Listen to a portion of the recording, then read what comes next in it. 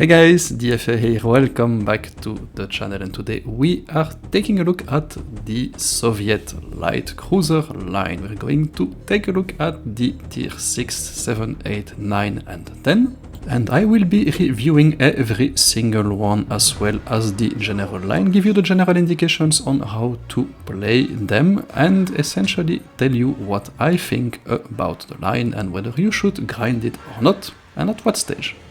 So let's get started with the first one, the tier 6, the Budyonny. And what do you generally get when you have a Russian cruiser in front of you? At least a Russian light cruiser. Well, you do get a number of things. So the first thing is these are quite fast, but they're not very maneuverable. They do not accelerate very well. The traverse and the traverse speed and the rudder shift are both very, very poor and typically among the worst at the tier. And usually it's kind of heavy cruiser territory, to be honest. So they're not super maneuverable. The AA is also not super nice, although you do get an AA skill on every one of them, but yeah, you're not going to stop a CV from bullying you or the rest of your team. So yeah, they do get a number of interesting characteristics. The range number 1, it's usually the best at the tier, and the Budyonny is no exception to that. With a range of almost or more than 12 kilometers when it is fully equipped and kitted out, so this is the longest range of any cruiser at tier 6. The top speed is also very good, close to 35 knots, so those ships are very good at getting into position, and the guns are also very accurate. The HE shells are absolutely excellent on these things. So here in the case of that Budyonny, we are getting 9 152mm guns with a 6% fire chance, and essentially that gives us a little bit more than 4 fires per minute. To put things in perspective, only the premium French cruiser De Grasse has a higher amount of fires per minute at tier 6 with 5, so certainly staying at range firing HE is certainly an option for you, but your AP is also excellent. So when you have destroyers or when you have other light cruisers in front of you, no matter the range, you can very easily punch them in the face. This is exactly what we are doing here with Donskoi, and you do get precise aim to help with those long range shots as well, but honestly I'm almost I don't really feel the need to be using precise aim with those ships. This is also showcasing the maneuverability of these things. As you can see, that's absolutely not maneuverable, a complete nightmare when you have to get into aggressive positions with them, but they are absolutely not meant for that. What they are meant to do is what I am doing now, engaging that Nuremberg close to, well, not really max range. I could be a little bit further away, but anyway, I have to stay in the cap to prevent the enemy from actually taking it or Donskoi to come back to it. And finally, another characteristic of these ships, it's I think most of them, at least until tier 8, have torpedoes. No, actually they all have torpedoes, but you're not going to use them quite often. They're very defensive. The range is usually very limited, between 4 and 6 kilometers depending on the ship. In the case of the Budyonny, it's like 4.5 kilometers, so you're not going to take out too many ships with your torpedoes, if we're honest.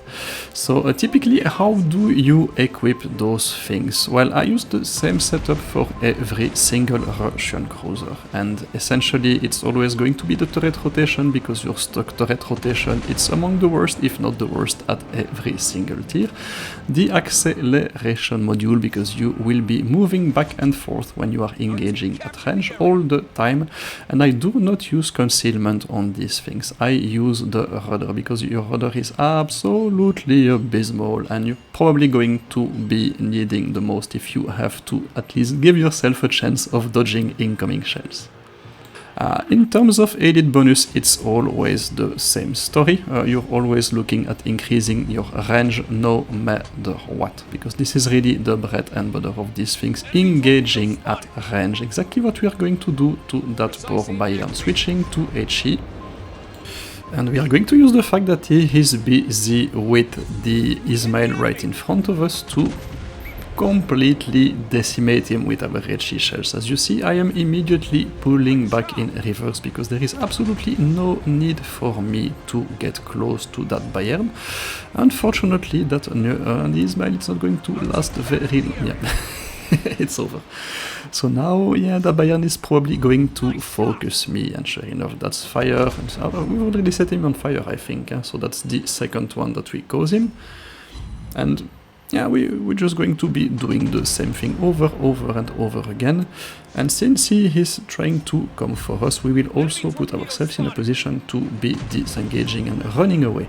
So essentially, that is how you play these things. Sure enough, second fire at the same time, and let's see if we can set him on fire for the first time and then watch him burn. There you go, burn, baby, burn. So that's really a textbook Soviet cruiser engagement, using the rudder to dodge a small part of the incoming fire, and that Bayern has had it. So there you go, that's typically what you do with these ships. Now, specifically about the Budyonny, it's a pretty good tier 6 cruiser, just a bit overshadowed by the Molotov, which is essentially, well, it does have the same number of guns, but these are the 180mm guns, and at that tier you can fire AP at everything you meet with those guns, and you're just going to be citadeling quite a lot of things. So the Budyonny, a very solid ship, only slightly overshadowed by the tier 6 premium cruiser, the Molotov. I'm going to give it 2 stars out of 3 for that reason, and I think it's a very good example of what is next to come in the line. If you like the Budyonny, yeah, you will love the rest of the line, I can guarantee you that. And so without waiting any further, let's take a look at the next one. And the next one is the Tier 7 Shchors, and I've chosen a gameplay where we are bottom tier and there are no less than 6 enemy battleships on the enemy team. Yes, not the ideal scenario for a cruiser, but it's okay, we are in a Russian cruiser, let's see how that works out for us. And essentially the first thing that we are going to do with the Shchors is we are not going to be the hero. We're not going to YOLO suicide in front of us. We are going to observe what is going to happen. And because the Shchors does retain the same characteristics as the Budyonny. So let's take a look at it. So first you get precise aim and AA, that's very nice. Survivability is pretty average for the tier. And it's the reason why you see me actually backing up. I'm putting myself in a position to be disengaging, because the speed on these things is absolutely amazing. The Shchors is actually the fastest cruiser at tier 7. Yeah, only the München is actually going just a little bit faster. Yeah. So there you go. You are very good at getting away from a position, but you are not very good at turning. The traverse is absolutely atrocious. So you make sure that you want to be. You do not want to start turning and twisting in front of the enemy battleships and turning around, because that will typically get you killed. What will, however, not get you killed is engaging at range. And here we do have a poor Gneisenau, and we're going to engage at 10 kilometers, but we should be much further than that, because the Shchors does have the best range at tier 7. Yeah, or actually one of the best, because the Toulon and the Abruzzi are overshadowing him, so it's actually third place at tier 7, but still very capable, and certainly much more capable than that Ponor Gneisenau that we are facing, because yeah, you see that I'm actually moving forward. I'm going to put as much distance as I can between me and him, and I'm going to be fighting him from that distance where it's absolutely safe for me. Sure enough, we do set him on fire, and we're going to be repeating that all the time, moving back and forth, maybe twisting and turning here and there, left and right. So that's just to make sure that you are actually able to dodge. So you're typically more accurate than every single ship you will be meeting, and you have precise aim if you have to be even more accurate. So the game has started like 2 minutes and a half ago, and we already have 105 shells on target. So yeah, there you go, path, another 10 shells. Yeah, that's just absolutely amazing, that thing. Yeah, because it's another upgrade from the Budyonny. You don't have 9 guns anymore, you now have 12. And the fire chance actually went up. You are now causing 5.5 fires per minute. Yeah, so by far the best at tier 7. So engaging at range with your HE on battleships is certainly an option, sure enough. Yeah, we actually haven't taken a single shell, and it's single damage from that poor Gnizon, who was absolutely not a chance against us. So yeah, you see the playbook, it's incredibly simple. That line is very consistent, very easy to play if you do not do anything stupid at the beginning of the game, and you make sure that you keep the appropriate amount of distance, choose your engagements, you will be doing just fine. That Gnizon decides to give up, but yeah, I'm not going to let him go that easily, and unfortunately for him the game is over. I'm putting myself in a position to be chasing him, but he will be finished by the time we actually get close to him. Yeah, there you go. That should be the final salvo. Hopefully it should be the... Oh, I think he's healing himself, so that's why it's taking a bit more time. But there you go, it should be now good enough. He doesn't want to die. He does not want to die, and so we're going to use another one of our characteristics. And we see that the enemy team is actually all piling up towards the east of the battlefield, and we are going to use the best speed at the tier to get into the enemy base and cap it, and long before our battleships manage to do so. So yes, the Shchors is a very good tier 7 cruiser, and in terms of tech 3 cruiser, yeah, there's not a lot of good material at tier 7, so that's why this one actually stands out. Tier 8, plenty of good, very good tech 3 cruisers, but tier 7, not a lot of them.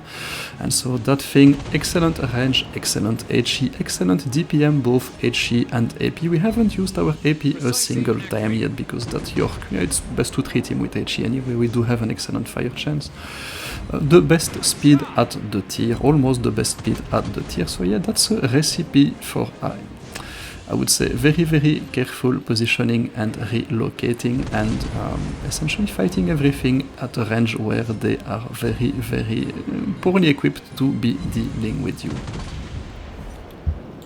So you're playing it in the same way as you have to play the Budyonny and the next one after that, the Chapayev. I'm going to close that part of the guide, because yeah, there's not a lot to be seen anymore. I think you understand how this is going to end. That poor York decides to turn around, but yeah, not a chance, I'm afraid. We're against the best DPM, or one of the best DPMs at tier 7, and there you go, that's the final salvo. So the Shchors, for me, it's a 3 stars out of 3. It's a very easy ship to play. Once you understand the playbook, and we'll be focusing the next gameplay on the playbook for these things, then you are absolutely just fine, and it can execute absolutely flawlessly. And that's it, MVP as a tier 7 cruiser in a game full of battleships. Yep, let's take a look at the next one. And the next one for me is a real gem. It's the Chapayev for me, the highlight of the line, on the same map as the previous one, the Shchors, and I will be using that gameplay to essentially explain how you have to play those things. What is the playbook for Russian light cruisers, because they're all fairly similar in terms of characteristics, and the Chapayev is no exception to that. What are you getting with the Chapayev? Well, first of all, we still have the combination of precise aiming and AA, but we also have a radar. Yeah, that's right, that thing was buffed a couple of years ago, and it received a radar. It didn't need it, but I'll take it. I'm fine with it. And for the rest, you still have the average survivability, the abysmal concealment. The top speed is actually lower than the tier 7 at 32 knots. It's pretty average for tier 8 cruisers. And the maneuverability is still very, very poor indeed. And so you see me immediately positioning myself in a way to put myself into safety, because no smoke, and yeah, you're not very good at dodging with these things anyway. So you're keeping the same 12 152mm guns, the same fire chance, still excellent 5.5 fires per minute, and the DPM is also top tier at tier 8. But the turret traverse, it's still quite average at 8 degrees per minute, so yeah, you're still getting the top range at the tier as well, by the way. So typically you don't really need to boost the dispersion on these things, because the accuracy, you see, we're not even seeing the target and we're putting 8 shells on it. So we're engaging at range, it's absolutely fine with these things. They are really made for that, and your accuracy is absolutely superb, so no need to boost the dispersion. Give yourself a little bit more flexibility when engaging targets and use the turret rotation instead. And for the rest, you still get the same crappy torpedoes and the same absolutely garbage AA, so yeah. What are we going to? We're not going to stop any CV with these things and their poor maneuverability, so you have to position yourself accordingly. You look for long-range engagement, engaging 13 kilometers against that Bismarck, absolutely nothing he can do against us. And typically this is what you want to do with those Russian light cruisers. You are staying at range during the first half of the game. You do not take any initiative, you stay back. You stay back, you can even stay behind the battleships, absolutely fine. You are outranging quite a lot of them anyway. And you preserve your hit points. You preserve your hit points. The fact that you are at a distance do not mean that you cannot support your team or protect it. When you have to be super accurate against one of those DDs, you press the magic precise aiming button, but honestly, you don't really need it. Well, let's see what we can do with this one. I'm still not using it, by the way. I'm reviewing the footage and I'm apparently absolutely fine with not using precise aim in this one, so that's kind of interesting. But yeah, you know, most of the time I actually completely forget about it, because those things are just super accurate anyway. So let's see what we can do against that RLM. Yeah, it's only 5 shells, but that's probably more my aiming than the guns, to be honest. And we are still playing second line. There's still a pretty decent amount of opposition in front of us, so we're going to be simply weathering it down. And we are using our absolutely amazing range to stay safe from the enemy. So you see that the AP struggles a bit against the Harlem, which is closer to a heavy cruiser, so that's where we switch to HE. And our HE is also absolutely excellent. So that's typically the playbook. You have to stay safe, preserve your hit points at the beginning of the game. Do not enter a cap immediately with these things. Stay with your battleships, protect them from a distance. Absolutely not a problem to engage destroyers with these things from 10 kilometers. You get precise aim for that if you need it. And you just keep adding damage and setting things on fire. Once the destroyers, or once the big battleships are cleared, or you have an opening there, you can be a little bit more aggressive. But typically challenging a cap in the first half of the game will typically get you killed with these ships. Remember, you are not meant to be dodging, you do not have a good concealment. Getting in the first line will get you spotted, and you absolutely have no protection. What you are amazing at doing is setting those poor German battleships on triple fires, and I'm sorry for you, Bismarck, but yeah, it had to be you. Now you see that we actually have a clear path to the enemy base, and it's not as good as it was in the previous gameplay, because the previous gameplay the enemy team essentially decided to go and leave their base open, but we're still going to take advantage of it, and that's the end of the game, and that is where you start using your hit points and getting aggressive. I'm absolutely not worried about the two destroyers, to be honest. With 12 150mm guns, not a lot they can do against me, and they don't have smoke, so I will not even need to use my radar. So a little bit of lead for that Le Terrible, and we take a third of his life away in one salvo. So the Chapayev is absolutely amazing at that. It's absolutely an amazing hunter. And I'm going to give it 3 stars out of 3 because it can handle so many different situations, and especially with the addition of the radar. If that destroyer had decided to play stealth with me, I could have simply used the radar to make sure that he was discovered, but I don't really need it, to be honest. All I have to do is bow tank him, and with my 6 152mm guns and my super thin profile, there's absolutely nothing he can do from that position. And that's why the turret rotation can become very useful on these things, because you see it takes a shit ton of time to get those 12 guns on target, but that Harlem is the next one. And now let's see what we can do to that Le Terrible. I'm going to wait until the 12 guns are reloaded, and yeah, I should have let that a little bit more. We could have finished him, but still not a bad salvo, and there's... well, now it's going down. So Chappy, for me, by far the best ship of the line, can do absolutely everything, was buffed for absolutely no reason, but I will take it. And yeah, it's just an overall very strong ship and incredibly easy to play. Just watch the playbook. It was the exact playbook, same playbook for the first gameplay, the second gameplay. If you've done well with the previous two, you will just do very well with this one as well. Now let's take a look at the next one. And the next one is the Tier 9 Donskoi. What are you getting with that thing? You're still getting precise aim and precise aiming to AA2 and the radar. Minor upgrade there. Survivability, it's still pretty average. Your concealment sucks at 10.5 kilometers. The top speed is actually bag for good at 35 knots, one of the fastest at Tier 9. But the maneuverability doesn't really follow, and your maneuverability numbers are still pretty average to bad. The main difference with the Tier 8 Chapayev comes with the guns. You do not have those 152mm guns, you now have 12 180mm guns. The range remains the same at 12.4 kilometers.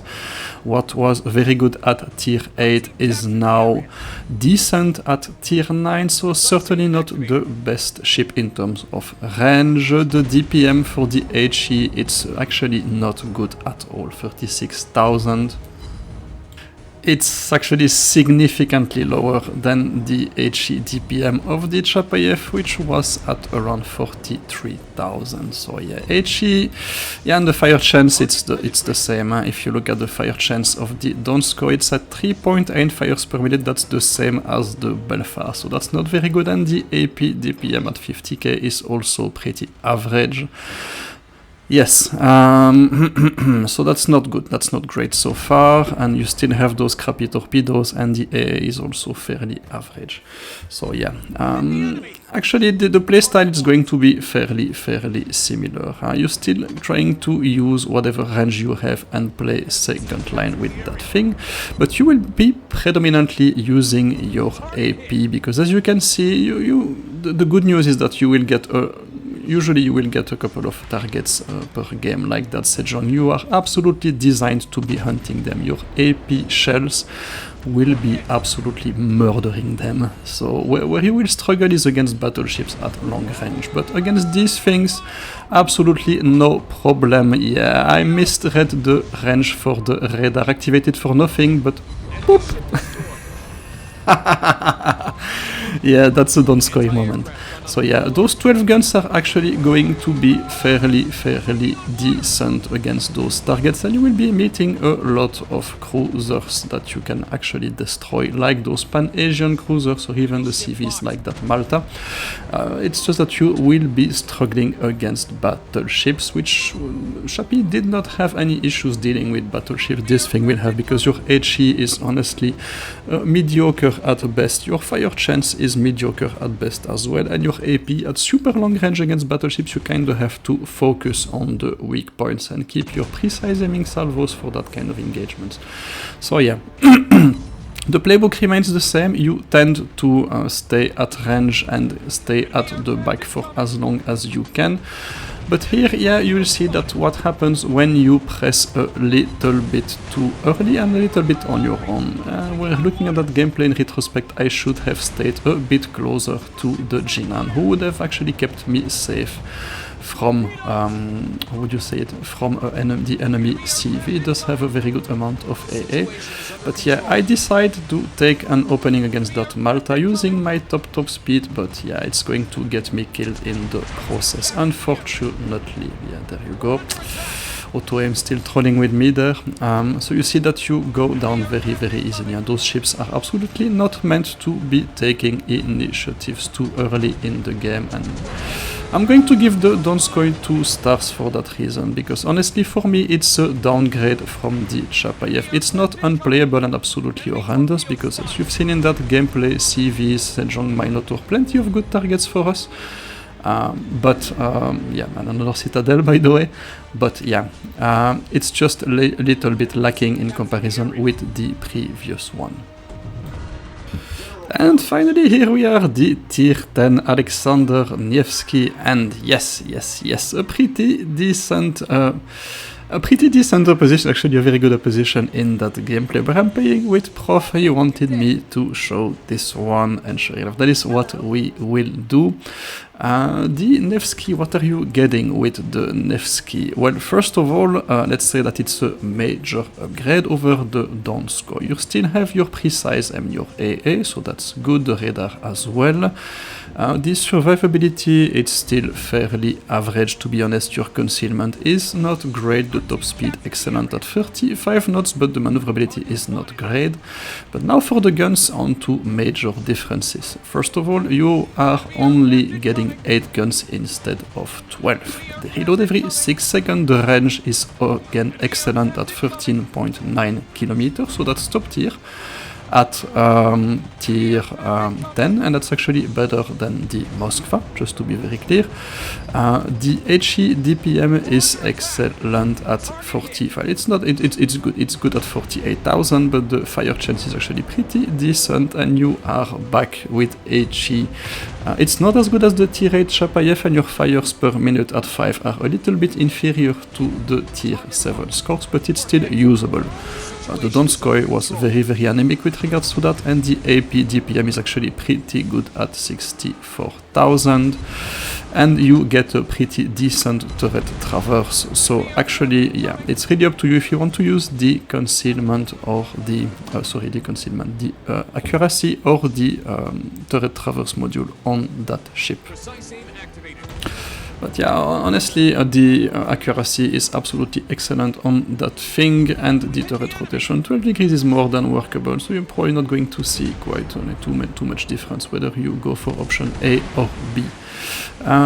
So what do we have here? So you see that the HE is much better than the Donskoi, by the way. So we have the Sommers who's yellowing my CV and a cruiser there, a little bit too aggressive. We're going to wait for him with HE. HE is usually your primary option against destroyers within, I would say, 6 or 7 kilometers, because your AP will simply overpen them. So it's not like the 150mm guns that we had before, where you just shoot AP at anything, destroyer at any range. Here you have to switch a bit ammunition type. That's our 3rd fire of the game, by the way, 5th fire of the game. So yeah, HE definitely not bad with that thing. And then I'm going to accompanying with AP as he gets a little bit further away, and yeah, we're getting quite a number of hits on that. So there you go, the midway takes him out. So, the Nevsky, so it's a pretty good ship, if I'm honest. In terms of playstyle, it's very consistent with the rest of the line. Yes, the tier 6, 7 and 8 playstyle is back. You stay at range, and yes, there I should be switching to AP against that Howden Leo, because my AP should absolutely wreck it, but yeah, I'm not sure. Finally. And the So you're still going to be fairly passive at the beginning of the game and assume a fairly defensive position. It's tier 10 as well, so you kind of have to be careful as well, because yeah, that Vermont in front, he can really punish us quite a lot if he decides to focus us. But yeah, you see that the AP is fairly good against enemy cruisers. You're shooting all the time, every 6 seconds, so you can certainly see the damage pop up very easily. At super long range against that Vermont, for example, you're probably better off with HE, because the HE, it's good enough. Let's say that it's good enough, it's usable enough. So major upgrade over the Donskoi. Yeah, and another upgrade which I forgot to mention is in the air defense department. Your large caliber AA is actually pretty good at 300 and the range 4.2 kilometers, also very good. You can certainly defend yourselves against CV, so very nice. Yeah, so how am I going to rate that thing? I'm really hesitating between 2 and 3 stars, to be honest. I'm hesitating a lot. Why would I not give it 3 stars? Yeah, essentially the broadside is a bit limited. Only 8 guns. When you have a DD to slap like that one, and you really have to put the pain on them, because yeah, it's very nice to have a shorter reload, and the radar is absolutely amazing, as you will see when you have to deal with DDs, but when you absolutely have to slap them and punish them with an entire broadside, as we have to do here, yeah, only 8 guns, that's a little bit lacking. And to be honest, I should have switched to HE there. It was also my fault. Happy was going to overpen at 6 kilometers, as I said a little bit earlier, so that's also my fault. I'm going to give it 2 stars, to be honest. Not because the ship is bad, it's very good, the playstyle is very consistent with the rest of the line, it's just a tiny bit overshadowed by the 3 other premium cruisers at tier 10. Stalingrad, Smolensk, which are both absolutely amazing, and the Moskva, who's still a pretty powerful ship even after the nerf. I don't know if it's the most superior to the Nevsky, to be honest, but I tend to do a little bit better with it. But don't get me wrong, Nevsky is a very good tier 10 ship. And so yeah, let's take a look at the Nevsky again while we debrief the line and enjoy the accuracy of that thing, because it's really amazing. Yeah, so how are we going to rate the Soviet light cruiser line? Well, my personal opinion is that it should be the first cruiser line you approach in the game for a number of reasons. Let's take a look at them. I mean, honestly, they're all fairly competitive ships. There are no real stinkers in the line, unlike another line which I really hesitated to put it as probably the first ideal cruiser line. But yeah, no real stinkers here. The Donskoi is a little bit weaker, but by no means a bad ship. And the arrival of more and more light cruisers into tier 9 and 10 has made it even more relevant, actually. So no real stinkers there. All the ships are fairly good at their tier, and the playstyle is also very beginner friendly. It doesn't require you to get involved or to get too close to danger when it's really at the beginning of the game. The range allows you to play relatively safely. As you can see, I'm hiding behind the battleships and I'm still able to influence the outcome of the game. And when you have to get a little bit aggressive, you do have the radar to help a lot, at least at the higher tiers. So honestly, the playstyle is also very consistent. Once you understand how to position yourselves with them, how to get away from tricky situations, you will simply be applying the same playbook across the line. And you see me doing that again, and you will be just fine. And finally, they're also very free-to-play friendly, no need for historical camos, etc. on these things. They're very good like that, range is good, etc. No need for high-level or legendary commanders. Basic commanders will work just as well, you know, don't need to have APCS on that kind of things. You will be doing just fine without it as well. Honestly, it's a very free-to-play friendly line, and yes, I'm also using them mostly with vanilla commanders, so yeah, I really like the line, to be honest. I think it's a very good first cruiser line, very safe, and yeah, That was my review. Hope you've enjoyed it. Learned a couple of interesting things. Stay safe, take care. That was DFA signing out. Bye bye.